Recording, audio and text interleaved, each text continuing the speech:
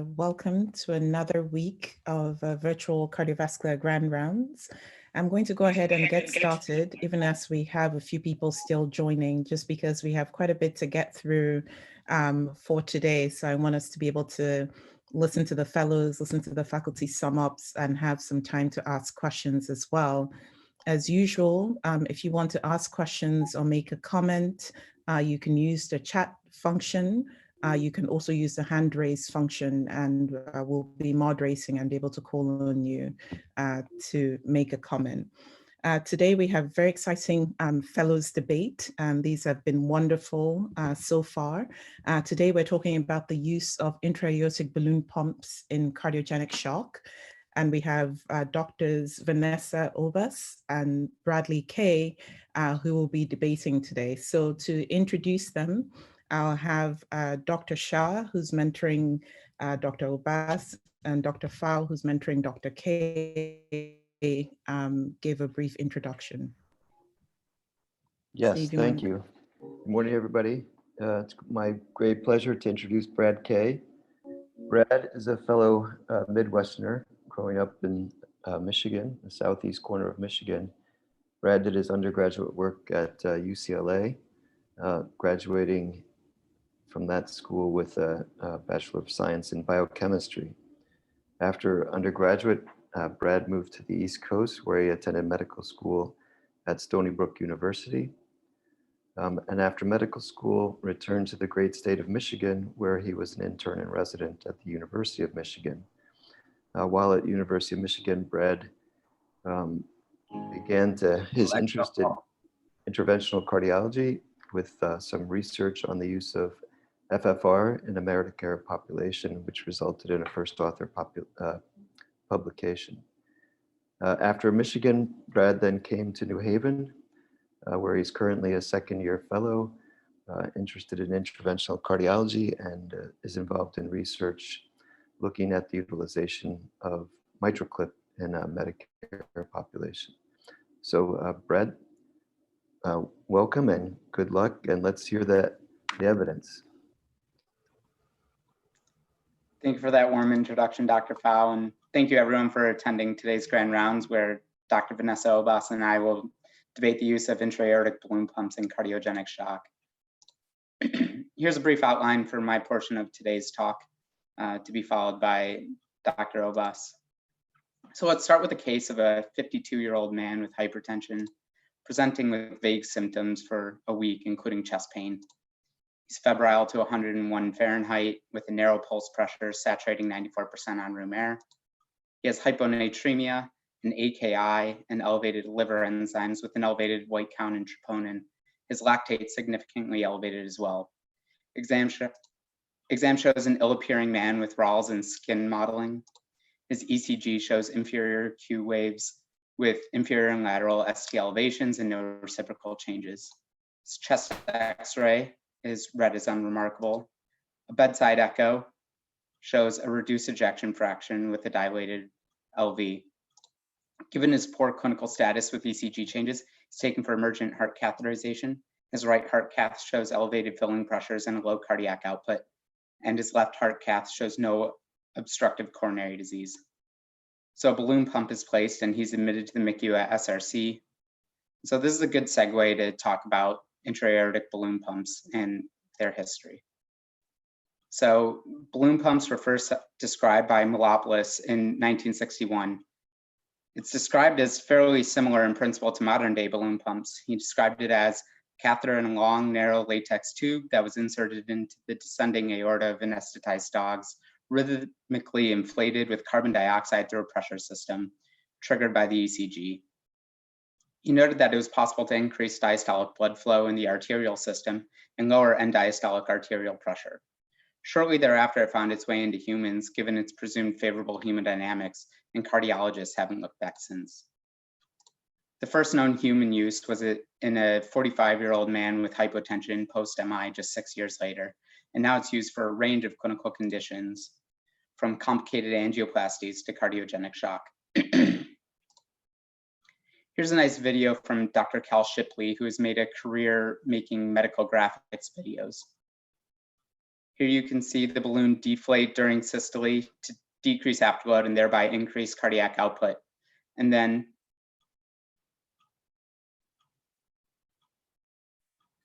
increase coronary perfusion. And then it inflates in diastole, seen here, to augment diastolic pressure and also further increase coronary blood flow. This is a great concept in principle, but the question becomes, does it even do what it claims to do? So here's a paper about the lesser known IABP shock trial compared to the better known IABP shock 2 trial, where they investigated the hemodynamic parameters measured by pulmonary artery caths of 40 patients presenting with MI and cardiogenic shock who underwent PCI, and they were randomized to receive either intra-aortic balloon pump or medical therapy. And here's what they found. Although prior to insertion of the balloon pump group actually had greater cardiac output, both groups had increases in cardiac output over time, and by 24 hours, they were no longer statistically different. Although it may seem elementary to some, let's take a moment to define what cardiogenic shock is.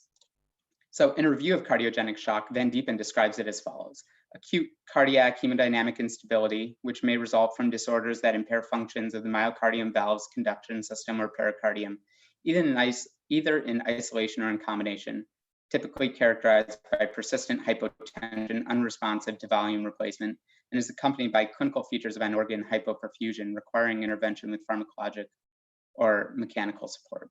In other words, any primary heart problem which causes hypotension and poor organ perfusion. This in and of itself is not very specific, but studies looking into therapies for cardiogenic shock try to be more specific to increase their reproducibility. However, it's very important to note that trials investigating cardiogenic shock have heterogeneous definitions. Here, for example, are 3 different trials/guidelines with their definitions of cardiogenic shock. Notable, however, is that only one of these studies includes cardiac output cutoffs, the shock trial, to define cardiogenic shock, and the remainder was based on a more subjective clinical assessment. You may notice that IABP Shock 2 and the European Society of Cardiology heart failure guidelines include a mental status parameter, which, as we all know, can be fairly subjective. Further, although the ESC heart failure guidelines mention the metabolic derangements which go along with cardiogenic shock, it doesn't specify whether or not these parameters are required or may just be associated findings. And they also don't specify a definition of oliguria, which has a range of urine output values in the literature, further confounding reproducibility. So let's go back in time a little bit to the great year of 1999. While I was making my way through middle school in my cargo shorts and getting rejected by my first crush, people much more brilliant than I were investigating a different type of pandemic than the current one that we're facing, cardiovascular disease, specifically myocardial infarction, trying to figure out how best to treat patients with cardiogenic shock and MI, the so-called shock trial. The shock trial for should we emergently revascularize occluded coronaries in cardiogenic shock took 302 patients with LV failure, complicated myocardial infarction, and randomized them 1-to-1 to emergency revascularization or medical stabilization, and then looked at a primary outcome in terms of 30-day mortality. The primary outcome showed no statistically significant difference in mortality between the 2 groups at 30 days. For the entire cohort, though for those less than 75, it was significant. But at 6 months, this was significant for the cohort as a whole, driven by the younger cohort. The study helped drive the recommendation for early revascularization in patients with cardiogenic shock and MI. Now you may be asking, why are we discussing this trial in a discussion on balloon pumps? The answer is this. Balloon pumps were used in 86% of patients in each arm, as they were recommended for the trials. So let's explore more why they were recommended. Well, since its conception in the 1960s, it had been studied at length, often with small patient populations and studies. There are some early studies which showed what was believed to be clinically significant improvement in survival, though notably this was prior to the revascularization era. There was evidence of improved hemodynamics, though not necessarily outcomes in stable patients undergoing rotational atherectomy. There are several studies investigating their use, but one of the larger ones was a subgroup analysis of the Gusto-1 trial, which was a 2x2 trial looking at various anticoagulation and lytic strategies in MI. where they looked at those with cardiogenic shock and who did and did not receive a balloon pump. There's a trend towards decreased 30-day and 1-year mortality, not reaching statistical significance, likely due to being underpowered, as there were only 315 patients of the 41,000 plus patients from Gusto 1 who presented with cardiogenic shock. Then, published in 2012, the IABP Shock 2 trial. Here, Holger Thiel et al. Enrolled about 600 patients with acute myocardial infarction with associated cardiogenic shock. And the patients were randomized 1-to-1 to receive either intra-aortic balloon pump or usual care. And here are the main results. As you can see, none of these major outcomes, including the primary outcome of 30-day mortality, was statistically different between the two groups. And so this study in large part is the reason that intra-aortic balloon pumps are not routinely recommended in cardiogenic shock. However, querying the AHA guidelines, one comes across this class 2A recommendation for intra-aortic balloon pump in cardiogenic shock in STEMI. This is notably the only mention of balloon pumps in the STEMI guidelines. And at first, I was very puzzled, given the evidence that I had reviewed, how this guideline came to be. However, you'll notice this is specifically for those who do not stabilize quickly with pharmacotherapy, or in other words, lytics. So let's look at where they get this recommendation. So here's an early study into their use, a 2001 review of the National Registry of MI, 23,000 patients with MI and cardiogenic shock on presentation. They had a fairly sick cohort with 70% overall mortality. 31% had balloon pumps placed. And this particular study compared to patients who received balloon pump for those who did not. And here's their main result. With decreased mortality for those who had received thrombolytic therapy, but actually an increased mortality in those who had received primary angioplasty.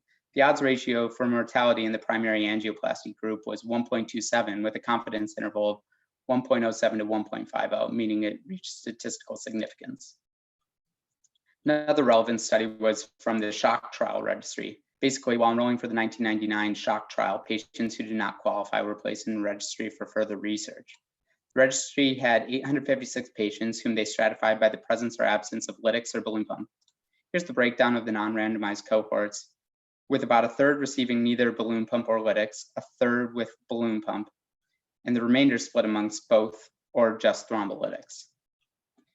And here are their survivals, with balloon pump groups bolded for ease of interpretation, showing decreased mortality in the balloon pump cohorts, either with or without lytics. No patients in this registry, however, received PCI. Here's another study from 2005, looking at 57 patients with acute myocardial infarction and cardiogenic shock who were randomized to lytics with balloon pump or lytics alone.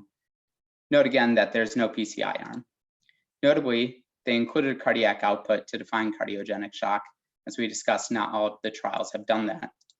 Analyzing mortality at 30 days, they found no difference between the groups. Notably, all of these studies excluded patients with mechanical complications from MI, such as ventricular septal defect or severe mitral regurgitation. So generalizing this sentiment to those studies is not necessarily accurate. So finally, let's talk about a very well done 2008 systematic review and 2 meta-analyses of balloon pump and STEMI. The first meta-analysis had about 1,000 patients looking at 30-day outcomes for balloon pump versus none. Here's the forest plot for 30-day mortality showing no significant difference, either overall mortality or when broken down by reperfusion strategy. And in fact, in terms of stroke and bleeding risk at 30 days after an MI, they showed poorer outcomes in the balloon pump group compared to those who did not get one placed. Second meta-analysis of this paper was in 9 cohorts of patients in STEMI with cardiogenic shock, 10,500 patients in total. And we see an 18% reduction in mortality at 30 days for thrombolytic cohorts and a 6% increase in 30-day mortality for the PCI group. This study was the driving factor behind changing the recommendation for balloon pump and cardiogenic shock from class 1 recommendation to a 2A recommendation in the ACC and AHA guidelines in 2013 to a 2B recommendation in the European Society of Cardiology guidelines in 2012. So let's see what the European Heart Journal on acute and chronic heart failures have to say, with the understanding that cardiogenic shock exists on a spectrum of heart failure. They mention intra-aortic balloon pump as a bridge after mechanical complications of MI, during severe acute myocarditis in certain patients with MI, without unfortunately offering citations, leaving the reader to do their own investigations. This part about selected patients with acute myocardial infarction seems to be referencing those patients who received lytics rather than PCI, as we've already discussed. But these other patient populations deserve more investigation. So let's investigate balloon pump use and mechanical complications of MI, as the European Heart Journal suggests. Al-Badawi et al. Looked at the nationwide inpatient sample from 2003 to 2015 for all hospitalizations for STEMI or NSTEMI, which had mechanical complications of MI. Of 3.9 million hospitalizations for MI, they found that about 13,700 had mechanical complications, or about 1/3%. Total in-hospital mortality from mechanical complications was 42% for STEMI and 18% for NSTEMI. The use of balloon pump was about 30% in both cohorts, comparing balloon pump versus no balloon pump cohorts, they found that it did not decrease in-hospital mortality, as you can see here, crossing the line of unity, even with a trend towards greater in-hospital mortality for the balloon pump. In fact, multivariate analysis showed the only predictors for survival in patients with mechanical complications of MI were surgical repair or PCI, the latter only being significant for the STEMI cohort. Now you may be saying, okay, Brad, you've made your point that balloon pump is not useful for cardiogenic shock from ACS. What about non-ACS and cardiogenic shock? Well, the short answer is that for non-ACS cardiogenic shock, the data is very sparse. For example, for acute myocarditis, most of the data supporting recommendations for balloon pump come from very small studies. 3 studies that I could find on acute myocarditis and cardiogenic shock had 19 patients in total with no control groups. And although all 19 of these patients had positive outcomes, it's nearly impossible to make accurate assessments of the interventions, in this case, balloon pump. So anyway, back to our case. We had our 52-year-old man with cardiogenic shock, clean left heart cath and elevated cardiac enzymes concerning for myocarditis, who was admitted to the SRC MICU with a balloon pump in place. He was transferred to the York Street CCU on 1-to-1 augmentation, still with a very tenuous status. There's consideration to exchange him to an Impella due to persistently poor hemodynamics. The morning that he was supposed to go for increased support, he had a VFib arrest and expired after a prolonged code. His autopsy showed lymphocytic myocarditis, as well as 50% LAD and circ disease and 30% RCA disease, which speaks to the imperfect nature of our analysis of left heart catheterizations, but this is a talk for another time. So, in conclusion, studies investigating balloon pump are confounded by different definitions of cardiogenic shock. In the thrombolytic era, balloon pump use was appropriated in ACS complicated by cardiogenic shock. However, in the revascularization era, there's no benefit to balloon pump in ACS, complicated by cardiogenic shock. Further, there's no utility of balloon pump for mechanical complications of ACS, and actually a trend towards increased mortality. There's not enough data to support balloon pump use in severe myocarditis and cardiogenic shock. So, in general, just say no. Thank you for your attention, and I will now hand it over to Dr. Vanessa Obas to present the counterargument. Thank you very much, Brad. Smit, I actually have you introduce Vanessa before she presents. Thank you. Perfect. Good morning, everyone. Really honored to present or to introduce Vanessa today. So she's, as you know, one of our stellar fellows. She did her undergrad at Yale, where she did a dual major in biology and political science, and then continued on for medical school at the University of Florida, where even early on she was winning awards in critical care medicine. And then she came back to the Northeast for medical residency at Boston University, where she did research in the Framingham Heart Study, looking at subclinical atherosclerosis in aging patients. And then we were lucky to get her back to Yale for her cardiology fellowship, where she continues to be outstanding as a rising interventional cardiologist and is actively doing research with the outcomes group.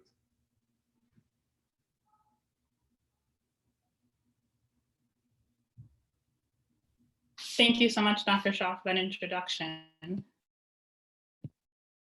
So I have the pleasure of presenting the position in support of the use of the intra-aortic balloon pump in cardiogenic shock. And so the time that I have, I'll make a case for the use of the balloon pump as a first-line stabilization strategy, while also acknowledging the dichotomy between the neutral randomized trial data that Dr. Brad Kay has presented with our continued clinical practice of use in intra-aortic balloon pumps and cardiogenic shock. And finally, I do want to highlight some predictors of survival in cardiogenic shock treated with the intra-aortic balloon pump. So for my very first case, I actually want to take us back to 1967. It was at that time, on June 29th, 1967, that a 45-year-old woman came into a Brooklyn hospital and was found to have a posterior wall MI and was complicated by cardiogenic shock. Dr. Kantrowitz and his group actually placed a 15 French intra-aortic balloon pump in that patient, and she then became the very first human patient to have an intra-aortic balloon pump placed. She had an uneventful recovery and was discharged home. Now we have accumulated over 50 years of experience with the intra-aortic balloon pump from that first case back in 1967, and many clinicians can speak to the benefit of the intra-aortic balloon pump in their patients, despite the neutral randomized trial data that we have in ACS-related cardiogenic shock. For one, I want to speak to the fact that the intra-aortic balloon pump is a simple, safe, and cost-effective device that does provide modest hemodynamic support. And I think, to speak to Brad's point, death may be a problematic endpoint to judge the clinical benefit of the intra-aortic balloon pump in a condition that continues to have very high morbidity and mortality. Instead, I think we should consider the intra-aortic balloon pump not as a cure for cardiogenic shock, but instead as a first-line stabilization strategy. And what I mean by that is that I think we should consider it as a bridge to long-term management, as a bridge to decision, for instance, the escalation to devices with greater hemodynamic support. And in some cases, I do think that the balloon pump can serve as a bridge to recovery. So Brad has already outlined how the balloon pump works. I just want to reiterate the hemodynamic effects of this newer 50 cc intra-aortic balloon pump that has been in use for the past decade. Namely, so that the diastolic augmentation in most patients that was looked at in this retrospective study of 150 patients with cardiogenic shock is around an average of 40 millimeters of mercury. And with the systolic unloading that is found with the balloon pump, we have a net cardiac output augmentation of about 1 to 1.5 liters per minute in most patients. So overall, a pretty modest hemodynamic effect.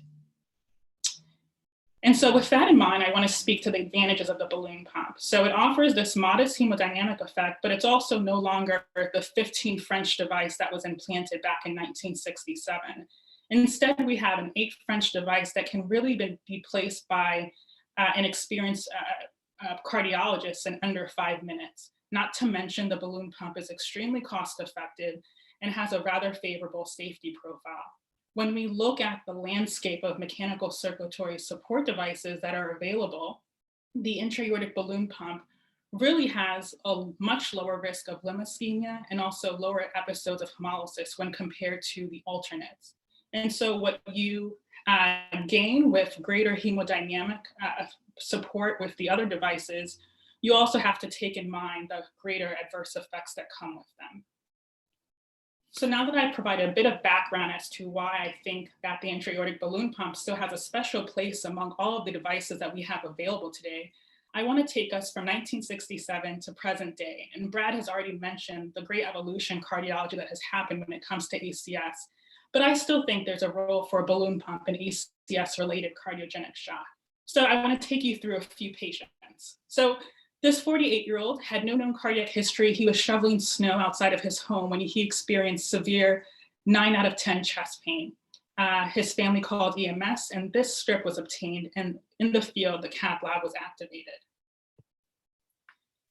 Here's his coronary angiogram. Obviously, he had a 100% occlusion of his proximal LAD, and in the case, they also went into the LV and found that he had an LV-EDP of about 42 millimeters of mercury. At the end of the case, his blood pressure was around 82/57, and in addition to PCI, decision was made to place an intra-aortic balloon pump. In this patient, his recovery was uneventful, and he was actually able to be discharged home to his family. So why did this patient do so well? And I think it really highlights limitations of the IABP SHOT-2 trial that we should really discuss. I think for one is that in this intention to treat analysis, which was performed, there was a very high crossover rate in the control arm. What I mean by that is 10% of the control arm actually ended up getting a balloon pump, and an additional 5% underwent an Impella or LVAD. Obviously, all of this gives a positive bias in favor of the control group. And I'll also mention that 4.3%, nearly 5% of the IABP arm actually never got a balloon pump placed. Those patients never made it to the planned insertion. So now I'll take you to another case. This 52-year-old, again, had no known past medical history, and he came into the ED with shortness of breath. It's a story that many of us are familiar with. Basically, he felt some pretty severe shortness of breath overnight. He thought it would go away, and then when he was on his way to work in the morning, it was so severe that he actually drove himself to the emergency room. When he got there, he had an elevated troponin, an EKG without ischemic changes, and this is his echo, obviously demonstrating a severely depressed LVEF. He was ultimately taken to cath and found to have severe multivessel CAD. You can appreciate the significant lesion of his distal left main. He has a circumflex disease as well, and also a totally occluded LAD. With all of that in mind, the decision was made to refer him to cardiac surgery rather than to pursue PCI. He had a right heart cath done as well. In the end, his thick cardiac output was 4.4 and his cardiac index was about 2. So in this case, an intra-aortic balloon pump was again placed while this patient was awaiting CABG. So what do we know about CABG, or rather intra-aortic balloon pumps before CABG? There's actually been quite a few studies in this area. I'm going to speak to this one with Yang et al. And basically, they looked at 416 patients in a retrospective observational study and found that in those patients who had a balloon pump placed before CABG, there was an improvement in survival. And not only did they demonstrate an improvement in survival, but they also found a reduction in ICU days and total hospital length of stay. And like I said, this patient had a balloon pump placed before CABG. He got his CABG done, and post-operatively, the balloon pump was weaned, and he was able to be discharged home. So those are two successful stories of ACS-related cardiogenic shock, but of course, that's not all that we have when it comes to cardiogenic shock. And in fact, when we look at the etiology of cardiogenic shock nowadays, it has changed a lot over the past decade. In fact, most of our cases of cardiogenic shock are related to chronic heart failure at around nearly 50%, and a much smaller percent comes from ACS-related cases at 35%. And of course, we still have our rare causes of cardiogenic shock, including myocarditis and Takotsubo cases. So there's a great deal of heterogeneity in the causes of cardiogenic shock, but also there's heterogeneity in the severity. And that was appreciated by SCAI. So actually not too long ago, they proposed what's called the SCAI shock staging. In that staging system, you have patients marked from stage A to stage E to better describe the severity of their shock, where someone who's stage A is at risk of shock, and someone who's stage E is really at death's doorbed. So what that says to us is it helps us communicate with each other better what we mean by cardiogenic shock, because not all shock is created equally, and when we're treating our patients, we should really have that in mind. So to speak more to non-ACS related cardiogenic shock, I want to highlight this study.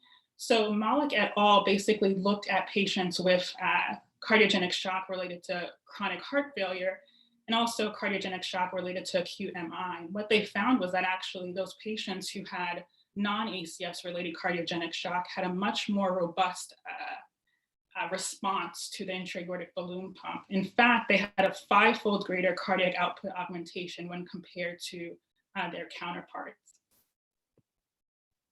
So to speak more to non-ACS related cardiogenic shock cases, I want to tell you about this patient that I actually met in the CCU as soon as his initial evaluation was completed. So he is a 41-year-old. He does have this history of premature CAD, and he came to the emergency department because he had several days of subjective fevers, chills, nausea, and the ED did a pretty broad workup, but most importantly, kind of getting him to us, they did an EKG. And due to these ST elevations in the high lateral leads, the cath lab was activated. In the end, his coronary angiogram actually did not show any new obstructive lesions, but a right heart cath was done, and on low dose Levophed, his fit cardiac output was about 3.2 liters per minute. And given the constellation of findings in this patient, the decision was made to obtain several endomyocardial biopsy samples as well. And most importantly to my presentation, a 50 cc intra-aortic balloon pump was also placed in the cath lab. So what we're saying is in this patient, within an hour of his presentation, he had an intra-aortic balloon pump placed. And that is an important point to bring out. I think it really speaks to the importance of the early use of the intra-aortic balloon pump. And in this study, actually out of our institution here at Yale, they looked at 193 patients, both with ACS-related cardiogenic shock and non-ACS-related causes. And what they found was that 30-day mortality was actually improved when the intra-aortic balloon pump was placed within less than 1 hour of the onset of cardiogenic shock when compared to implantation later after the recognition of cardiogenic shock. And as you anticipated, this ended up having lymphocytic myocarditis. These are actually his pathology slides, which demonstrate really severe myocardial damage and lymphocytic infiltration. And so with that in mind, I want to actually highlight this study, which I think is a pretty robust study when we're talking about such a rare condition. And this again highlights the early use of intra-aortic balloon pump use, but particularly in the case of myocarditis. So Agam Bayu actually looked at 427 patients with myocarditis. And what he found was that, or rather their group found, was that intra-aortic balloon pumps that were deployed within 24 hours of admission portended a significantly lower mortality rate than those that were implanted after 24 hours. So what I've said over these last few slides is really to highlight the benefit of the early use of intra-aortic balloon pump in cardiogenic shock. So not only is the etiology of cardiogenic shock varied and the severity of it is varied, but also we should think about the timing of when we place this intra-aortic balloon pump and how that may be a predictor of survival when cardiogenic shock is treated with an intra-aortic balloon pump. So going back to my case, on hospital day 3, this patient actually became a bit unstable. His milrinone had to be up titrated, and our team really gave serious consideration to an alternate mechanical circulatory support device. And what this is to point out is that the intra-aortic balloon pump is something I'm proposing as a first-line strategy. When it comes to any mechanical circulatory support device, it really has to be tailored to the needs of our patient. As clinicians, we have to recognize that and escalate therapy in the setting of clinical deterioration. When we go back to Dr. Brad Kay's case of myocarditis, that patient, I don't think was failed by an intra-aortic balloon pump. Instead, that patient got almost 24 hours of stabilization with the balloon pump in place. And what that time did was give the clinicians time to make a decision about escalation of therapy. So I think we should kind of look to the balloon pump not as a cure for cardiogenic shock, but again, as a first-line strategy that in some cases has to be escalated to devices that provide greater hemodynamic support, but of course come with greater risk. And so this makes me want to discuss really interesting studies that have been done in the combination of intra-aortic balloon pump with VA ECMO. In Japan, they looked at their national inpatient database of nearly 1,700 patients with cardiogenic shock. And what they found was that the intra-aortic balloon pump combined with VA ECMO was actually associated with improved mortality when compared to VA ECMO alone. And this isn't the only study that's looked at this. In fact, this meta-analysis, which included nearly 4,600 patients, again showed a reduction in in-hospital mortality when we combined ECMO with intra-aortic balloon pump as compared to ECMO alone. Now, going back to my patient, fortunately, he stabilized and there actually wasn't a need to escalate therapy and move forward with something like ECMO. And he was ultimately listed for a transplant. On hospital day 17, he got that transplant and his balloon pump was subsequently weaned and he's doing well post-operatively. And also in considering non-ACS related cardiogenic shock cases, I also want to highlight a case of Takotsubo cardiomyopathy that I encountered recently.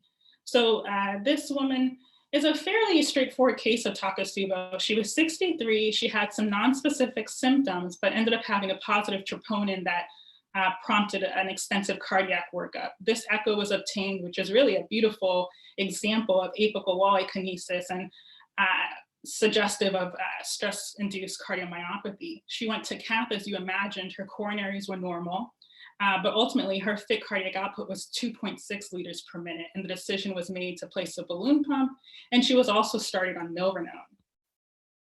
The reason that I wanted to specifically highlight this case is because I think Takotsubo is a unique situation where you want to avoid the use of catecholaminergic inotropes and vasopressors, but of course still provide hemodynamic support for these patients in some way. While there really isn't enough evidence to suggest what the best mode of hemodynamic support is in these patients, I think the intra-aortic balloon pump is again a device that has a special role that can be in this case in particular. So in this patient, her milrinone and her balloon pump were ultimately weaned on hospital day 4. Her EF recovered and she was able to be discharged home as well. So I think over the course of the time that I've highlighted a few cases where even nowadays, far away from 1967 when this all started, there still very important roles for the intra-aortic balloon pump in clinical practice, and namely that in high-risk PCI as a bridge to CABG in certain high-risk patients, of course, as a stabilization strategy in cases of refractory heart failure. And finally, I do think there's still an important role in cases of ACS-related cardiogenic shock and non-ACS cases when patients are appropriately selected, and of course, when balloon pumps are placed early.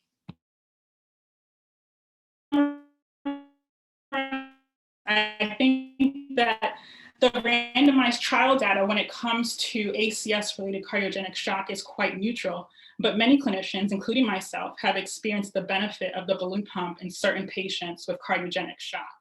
And so with that in mind, I think we should remind ourselves that not all shock is created equally. It's not the same etiology and it's not the same in severity.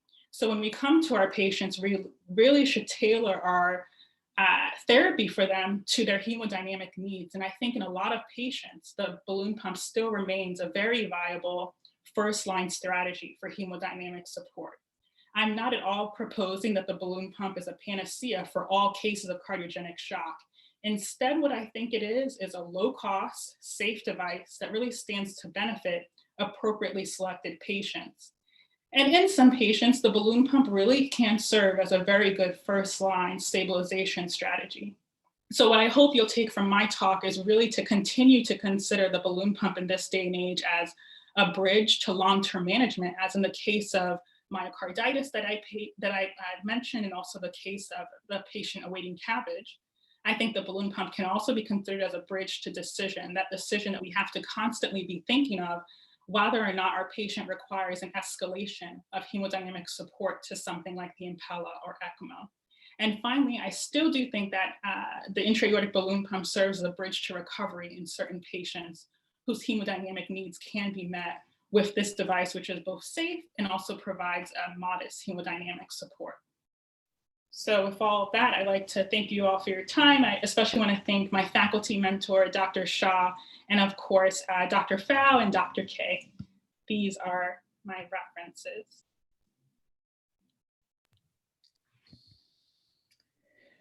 Vanessa, thank you very much for that. I'm going to ask the faculty members, I don't know, Dr. Pfau, if you want to start first to provide a summary, and please, send in your questions on the chat function or with the hand raised. Thank you.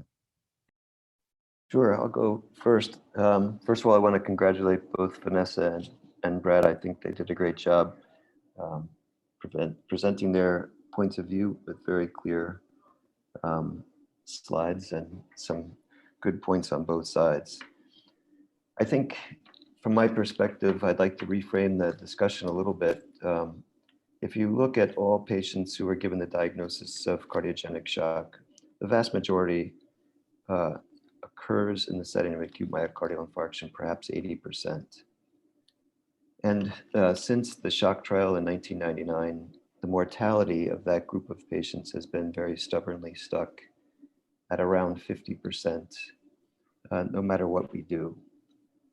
And so I think we have to remember, as we think about treatments of cardiogenic shock, that perhaps it's not the treatment, but our own understanding of cardiogenic shock that's the real nut to crack. And so I agree with Vanessa that not all shock is created equal.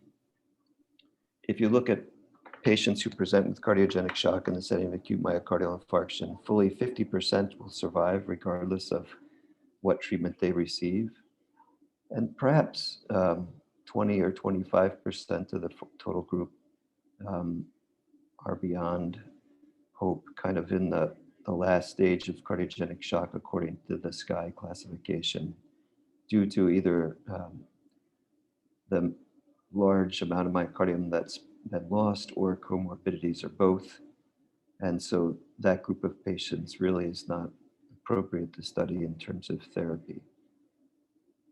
So in patients who present with cardiogenic shock, it's really probably a very small number where our interventions are going to make a difference. And so far, we haven't had a study that's been able to parse out that group of patients and then study the appropriate interventions. So from our point of view, Brad's point of view, I think the very important message is that any mechanical support, whether it's balloon pump or Impella, is not going to be moving the needle in unselected patients.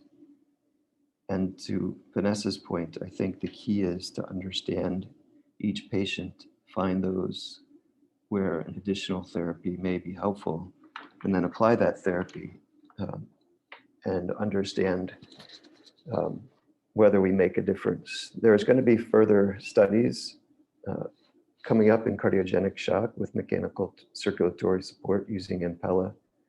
And I fear that a lack of appropriate selection will end up being neutral in those studies as well.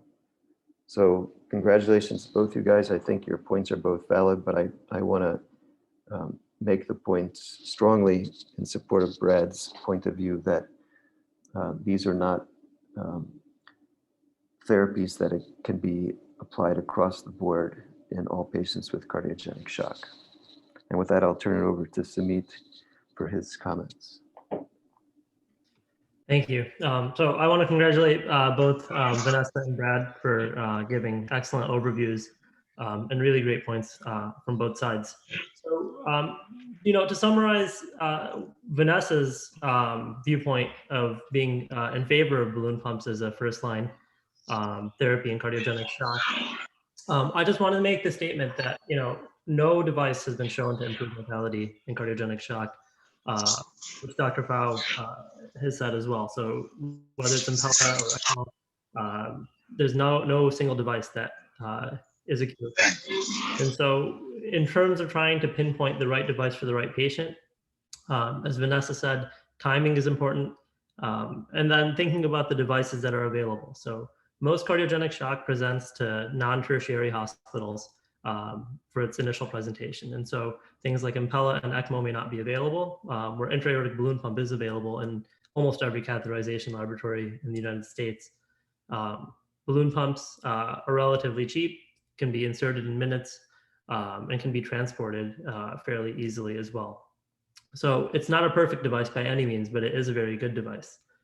And what it does offer, as Vanessa clearly pointed out, is that it's a bridge. And so, we talk about shock teams, and I think, the more we learn about shock teams, the more we see that patients are able to be triaged to the appropriate support or end stages like LVADs or transplants when necessary.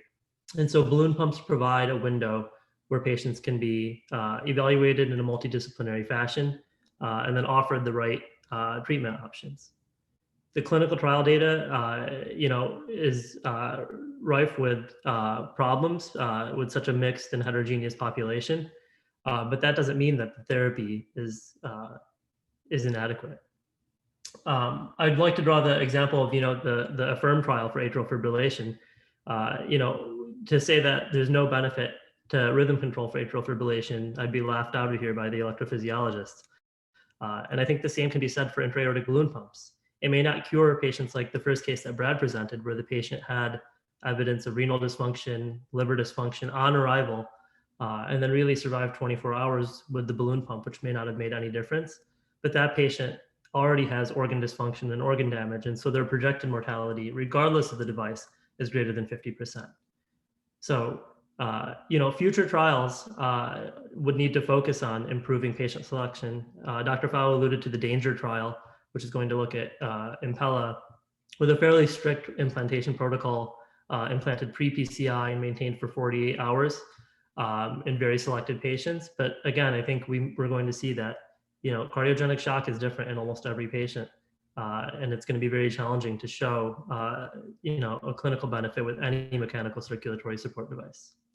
So, I didn't really have more than that, other than to say that, the shock team is an important intervention in itself. And if the balloon pump, if the least that it can do is get us to the point of having a shock team discussion, I think it's a very powerful device.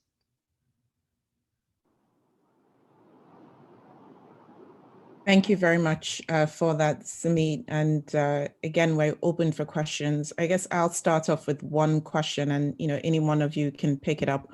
What's been our experience here at Yale, with the use of balloon pumps? We have, some sort of a summary of our institutional experience and how typically, I know we've talked a lot about patient selection, but when you're in the moment and seeing those patients, are there any sort of guidelines towards thinking about the best, in that narrow category of patients who might benefit the most from the balloon pump use? Where are we making that decision in this institution?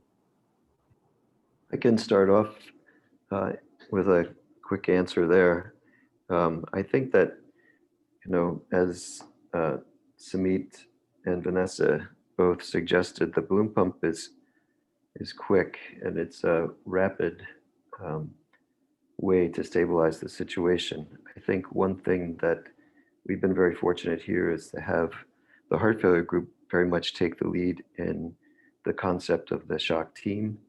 And I think in the face of hemodynamic deterioration, particularly in patients in the setting of acute myocardial infarction, the balloon pump is a useful tool to kind of be able to get on the phone, stabilize the patient, and get on the phone with our colleagues from cardiac surgery and heart failure to kind of speak to the appropriate next steps in taking care of those very sick patients. So my personal experience, and I think I speak for most of the people in the interventional group, is that the balloon pump is still a go-to device. When you're in the moment and you're there with a very sick patient, it can take some time to mobilize people for ECMO. And although the Impella is a very useful device, it's very often limited by vascular disease, peripheral vascular disease, and access issues.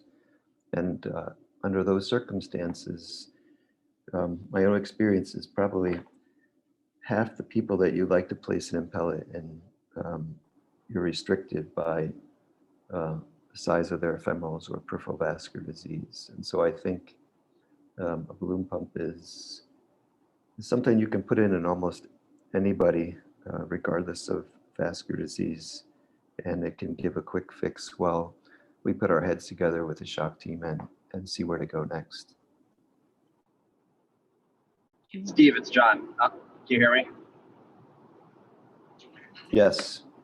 Yeah, so I mean, I think, my 2 cents on this is that the treatment of shock, especially of cardiogenic shock, is almost always due to some underlying problem, whether it's myocarditis, coronary disease, cardiomyopathy, Takotsubo, sepsis, whatever it is. And I think it's obvious that the balloon pump does not treat that underlying disease process. I think what it does though is it stabilizes that so that you don't get the as quick renal dysfunction, as quick acidosis, other things that can develop. You know, to Vanessa's point, I think an earlier placement when you're looking at the SKY criteria for it, given the low risks with it, gives you time to then figure out, is this, you know, severe MR that's causing this cardiogenic shock? Is this myocarditis? Is this something else? And I do think that's where our experience has shown that when placed earlier, I think you slow down the end organ effects that cardiogenic shock has, that often, whether it's renal dysfunction or other things, eventually leads to the patient's demise. So I, you know, in that area, I think when we've seen patients who haven't done well, it's often that those things are already present before the balloon pump goes in. And in my own experience, it's been rare to put a balloon pump in somewhat early and to then have the patient rapidly deteriorate. Often the ones who rapidly deteriorate, they already are in a deteriorated state when the balloon pump goes in. So, you know, you guys know much more about the data than I do, having reviewed it, but, you know, I think the hesitation to put it in because it's very safe, especially when you're going from the femoral approach, as opposed to ECMO, Impella, you know, maybe somewhere in the middle, is a good reason to consider early use of it, and then figure out what's wrong with the patient. And if I could just kind of pitch in, this is Lavi Baum, kind of just quickly follow up on what Samit mentioned and answer the question regarding what we're doing specifically at our center. Is the one thing that wasn't mentioned, was only briefly mentioned, is the role of multidisciplinary shock team that we have over here. And this includes the heart failure cardiologist, interventional cardiologist, and the CT surgeon on call. And we discuss every patient that presents with shock. And then for the exact same reasons that have been mentioned already, every patient is different, and shock is really a spectrum, not a binary diagnosis. And that's part of the reasons why the earlier studies in the 1990s have shown neutral or negative results with the balloon pump, because all shock is not the same, as Vanessa mentioned. And so that's exactly what the multidisciplinary team does, is we get on the phone call together and then decide as to where is the patient on the spectrum of shock. If end organ damage is already set in, as presented in the first case, then balloon pump is not going to be helpful. Impella may not be helpful either. In that patient, the first device may have to be ECMO, right? So, because each of these devices, as the support increases, the risk also increases. And so it's balancing those risk benefits for each of these patients. And there are a couple of early studies that show that this multidisciplinary approach to shock actually improves outcomes. And when we're having these conversations, not only are we deciding what's the right device for a given patient, based on timing, based on severity of shock, but also thinking of what the exit plan is. If it's a 96-year-old coming in with an acute MI versus a 50-year-old coming in with shock, maybe has significant comorbidities that may not make that person eligible for advanced therapies due to lack of support, due to ongoing drug abuse. So all of these conversations are happening during that multidisciplinary conversation, and those are really important, not just to have a plan as to what device that we're going to pick immediately, but also have an exit plan as to what the ultimate goal of treatment for this patient would be. So just to impress that having that multidisciplinary conversation is very, very important when making complex decisions for these sick patients. Lavanya, thank you so much for that. Tarek, I don't know if you're still on and you want to comment about the balloon pump as regards to transplant status. Yes, thank you very much, and agree with everything that everyone said, including Lavi. That's right on. So the allocation system for heart transplants was changed in October of 2018. because they felt that patients who were sicker were not getting transplants in time. So for good or for bad, they decided that someone who has an intra-aortic balloon pump will be upgraded to status 2. So it went from a 3-tier system of 1A, 1B, and 2 to a 6-tier system. And if you have an intra-aortic balloon pump, you get status 2, which allows you to get access to hearts that are within a 500-mile radius. And with the institution of this, the majority of centers started using this as an approach to getting patients transplants. We have use this strategy as well, because if you're looking at the wait times for someone who needs a heart transplant, which is the gold standard for end-stage heart failure, if you go from status 2 to 3 or 4, the difference in wait time can be months and months, and that means that you have higher risk of waitlist mortality. So you would be seeing quite a bit of this in our center, as our center and almost all other centers are using this as a strategy for transplantation. Thank you very much, Tarek. That's helpful to have that additional background. If there are no additional questions coming through, I'd like to take the time to thank our fellows, Drs. Obas and Kay, for an excellent job, and also to thank their faculty mentors really for bringing this together as well. And also to remind us to join again next week. Actually, we have another excellent fellows debate for next week as well. So thank you all, and have a good day. Bye. Thank you. Thank you. Thank you.